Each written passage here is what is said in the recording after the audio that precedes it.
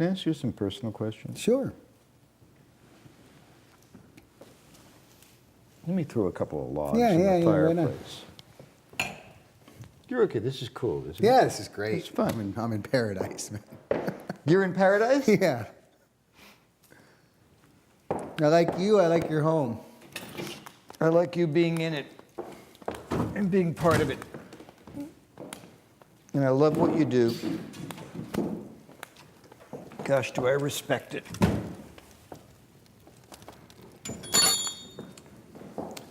I don't like to travel. I don't like to get on I airplanes. don't blame you. If I fly from here to Las Vegas, it's 45 minutes away, you know? I need a day to rest up before I have my first meeting. Yeah. It just unnerves me. I watch your videos and I see you, you know, moving all over the world, and you know, you fly 19 hours and then you get into some kind of a vehicle and you drive 7 hours and then you hike and you're schlepping equipment in your back, and Right. you're living in conditions where there might not be running water and the rest of it, you know, and Right. I got a cop to it, you know, that I tend to be, you know, a guy who likes to check into a hotel and have a nice warm shower and a good night's sleep, and then I'll get on with what I'm doing in life, you know? Yeah. So in that sense, I'm a softie, I guess.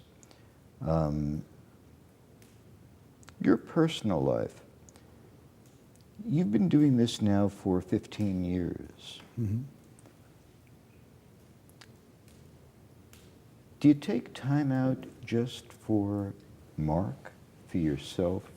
You know, having nothing to do with playing for change. I mean, can you tell me tonight, as we're sitting here, the last time you alone just took a walk along the beach and engaged in quiet reflection? To be honest with you, I do that almost every day. Yeah, a bike ride or a walk on the beach, like you said, because I live 3 blocks from the beach in Santa Monica, Yeah. or yoga, or you know, I do a lot of yoga as well. Try to find you know, I guess what I've just learned is 2 things. Is like, one, I don't even know how long I'm going to be on this planet, so I'm certainly going to enjoy every minute, even if it's a tragic one, or even if I'm stuck in jet lag. I mean, I'm here, I'm going to make it great somehow. So then I combine that with the fact that I just love to try to connect to people. You know, it's just a fascination of mine. So I do a lot of reflection so that I can remember that I need to honor those people. You know, like when I sit around and I talk about this project, you know, somebody can think it's about me, but I know it's not. So what I need to do is tap into the greatness of them and make sure I'm representing them properly every time I speak about it and every time I think about it. You know, so I guess it's harder to separate myself from it. Perhaps that's something that I don't do as much as I should, or whatever, however it gets judged, but it's become such an integral part of who I am and how I find joy that I just try to make sure that I'm moving forward in a way that's accepting my limited time in this world and my respect for all those that have been a part of my life. You referenced your time in the world twice in that answer. Yeah. Which behooves me to ask. Uh-huh. Do you have a sense of your personal mortality? Is that something you think about? Yeah, I Talk do. to me about that. Well, I guess I've just, you know, for example, Roger Ridley, Yes. who was one of my heroes who started the project with, I managed to come back after 2 years of traveling with Stand By Me and play it for him. And that was a magical moment. Man. And then I drove to Las Vegas to meet him and to interview him on his way, on a drive from Las Vegas to LA as he was coming to perform in Santa Monica. And we really got to know each other. And it was such a positive experience, you know. And he was so blown away because he didn't really think we were going to do this. So he watches this video and it's so amazing, you know. And then about a month or 2 later, he died of a heart attack. Oh, man.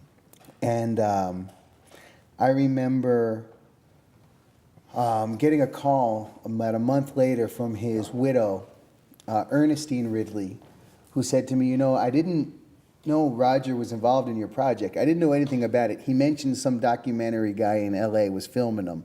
That's it. And she said, for the month after he died, I just wanted to mourn him. So I took down his pictures and I didn't play his music. And I just was having my own private space to mourn Roger. And then she said one day she hit the wrong button on her TV and the DVD player turned on, and in the DVD was Stand By Me with Roger. And she called me and said, I can't believe he's going to be remembered for this, for being a part of something bigger than himself and for something that really can inspire people, you know? Instead of, I mean, it would have been enough for just the passerbyers that had met him throughout his time on the street. Yes. But this was a permanency. This was a way to expand on that vision that he had. And so I think that those kind of moments of knowing that we come and we go, and the only thing we can control is the time we're here, you know? And I guess that that's something that I've seen throughout my life, and just realized that, listen, you know, I don't know how long we're all going to be here, but I'm not going to live in fear. You know what I mean? I'm not going to be afraid of anything. I'm going to try to find a way to inspire myself and others around me and make something great so that we know whenever we leave, we'll have something better. Because if we can do that, it's a life worth living. How old was Roger? Roger was in his 50s. Only. You know, only. Yeah. You know, the street musician lifestyle, I think it's a tough lifestyle. Of course. I think it can be hard on them. Yeah. How's his widow doing? She's doing well. She's doing well. She's an amazingly strong woman, you know, incredible. And, you know, a great thing that happened was a lot of her family was from the South and the East Coast. And during Barack Obama's election, when he won the election, and they called us, the people working on the event, and they said, we would like to play your Stand By Me video before you two perform, or whatever it was going to be. And, you know, it was a freezing cold day, and so there's thousands and thousands of people who line up, and there's all these big screens, and half of maybe 20 of his family that, you know, he had passed a few years before. They had no idea he had ever been in the project, and here they are, all of a sudden, you know, about to see President Obama elected, and before that, Roger pops up on these screens, and they go through the whole experience that Ernestine had gone through. Wow. And it's just been such a great joy for me. I mean, listen, everywhere I go, people realize that guy represents so much of what we all want. And by the way, if you the YouTube videos and the DVDs and everything, how many people have seen Roger doing Stand By Me? Right, well, collectively on the internet, I know Playing for Change all over the internet is about 100 million. And I think Stand By Me is probably half of that. It's probably 50 million people. 50 million people. 50 million That people. would be 1 out of every 4 Americans, and I can't divide 50 million into 5 billion on planet Earth, but Right. 50 million people have been touched by And maybe there were a lot of people in the rooms. I mean, sometimes they're played at churches for 10,000 people in one spot, you know? So I don't know if we can ever quantify the amount of people that it is. We just know that he's representing everything that the musicians that you've worked with. I mean, that's where the spirit comes from. Yeah, that's so. Putting aside, because we're in a land of how many Twitter hits Right. Charlie Sheen may get, all that business, you know. Yeah. Putting aside the statistics, it was Roger, a man in Santa Monica, who would come in from Las Vegas to sing his song. And destiny put you on the same street with him one day, and you heard the sound, and you took some equipment and you put it out there. And somehow, mystically and magically, Roger, through you and the magic, has now touched 50 million people in the most affirmative, loving, spiritually elevating way. To Roger. To Roger. Wow.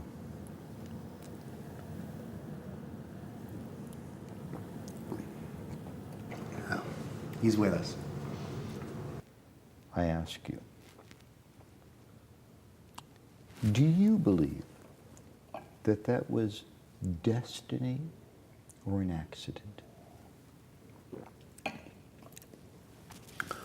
Well, for me, I would say I believe it's destiny because when I saw those monks in the subway, when I think back on it, I can't even put a face to them. It's just a flash of light. And I believe that flash of light was showing me what was possible if I had positive intentions and stuck to the concept of unite the human race. That kind of positivity. So Roger, to me, is a part of that light. You know. So it's something that was manifested from something bigger than myself. It was hey, if we all stick together and follow our hearts, we'll make something that's powerful for the planet because that's what our intentions are. And Roger was a great vehicle to make that happen.